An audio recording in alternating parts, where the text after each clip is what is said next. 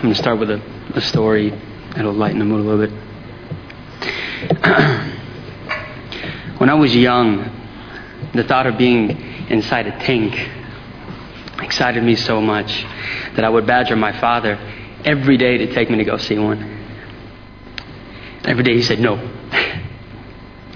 I was 3 or 4, shortly before I departed Camp Ashraf to the United States, when he decided to take me for a walk.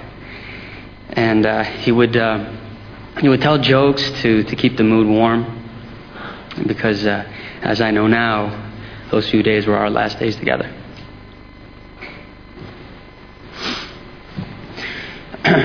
On September 1st, 2013, Iraqi forces and the Iranian Revolutionary Guards Quds forces staged a massacre on the residents of Camp Ashraf, killing 52 unarmed, innocent, legally protected civilians, including my father, Ali Asghar Emadi. My name is Amir Emadi. I stand here speaking not just to you, but to several different audiences, each deserving a different message about the massacre in Camp Ashraf. First, I speak to my mother, my aunts, my uncles, and cousins in Camp Liberty. Second, to the U.S. government. Third, to my countrymen and women in Iran. And finally, I will speak to my American friends. But before I begin, I'd like to express my deepest condolences to Mrs. Maryam Rajavi and the leadership of the Iranian resistance. You know, at times like these, in the MEK, you don't necessarily say condolences, you say congratulations, because this is a victory against the Iranian regime. But I know how heartbroken you must be, and my heart is with you.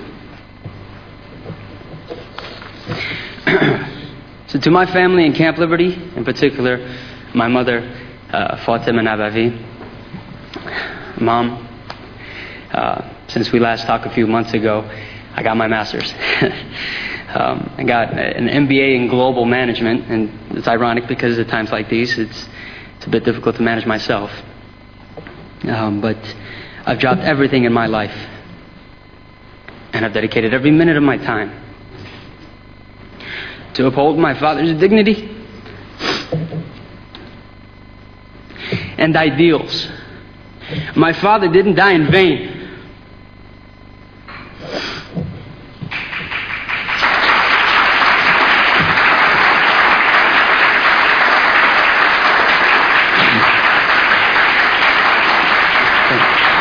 It was a betrayed promise that got him murdered.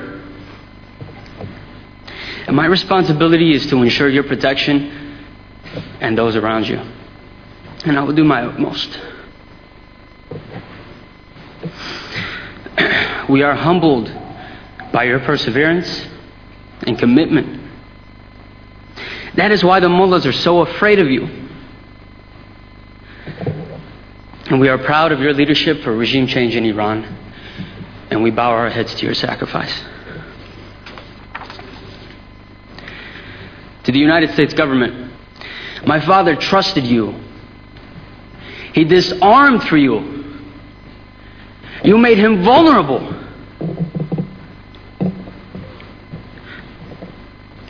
When he sent me away to America, only days before the Persian Gulf War, the first one in 1991, he did so to keep me safe and secure.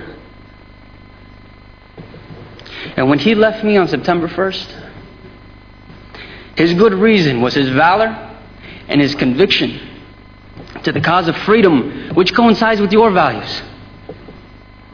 But when you left him, you didn't leave him with safety or security. You didn't leave him because it was honorable.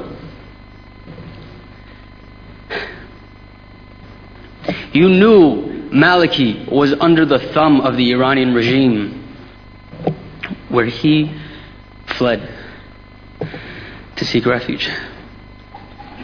And you knew Maliki would unleash his wolves on my father and his friends.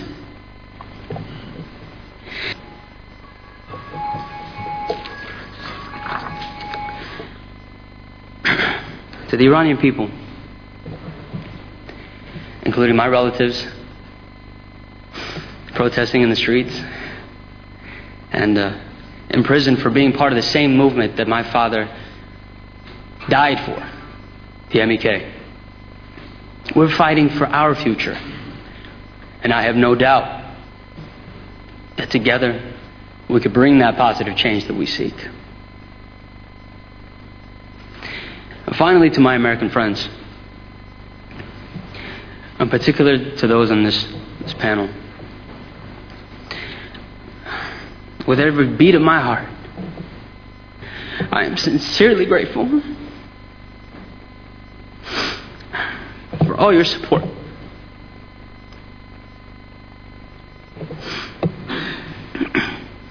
And I admire stalwart public servants such as Secretary Ridge, Director Woolsey, looking for you. Director Woolsey, Ambassador Dries, Joseph, Mr. Sano, Professor Hughes, and American warriors, Colonel Martin, Colonel Cantwell, and many others. What happened in Ashraf? That was foreseeable. What happened in Ashraf was foreseeable. In fact, we warned about it. What happened then can happen again. But with your support, we can prevent it.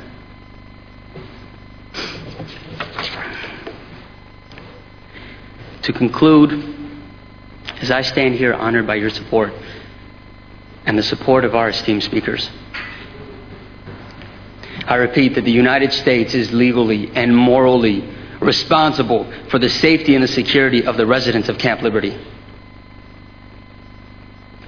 They can foresee attacks, and they can never justify Maliki's actions, especially after the recent lies of detaining the 7 hostages. We don't want to see any more deaths. The deaths of over 100 Ashrafis since the killing started in 2009 was enough. My dad's death was enough.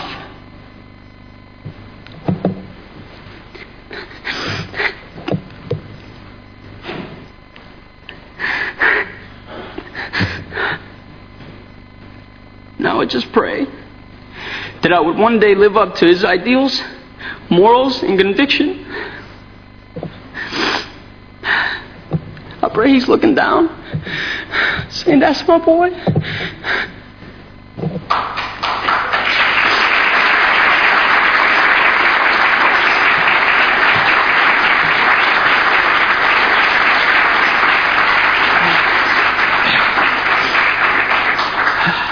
I wish that one day I can be so courageous that if necessary, giving my life so that millions of other people are going to live in freedom would be a sudden byproduct of the life I choose to lead.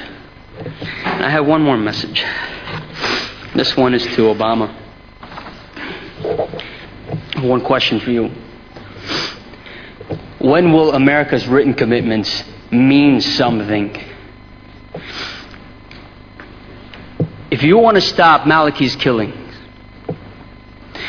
against the unarmed residents of Camp Liberty, you know what to do. Keep your damn promise.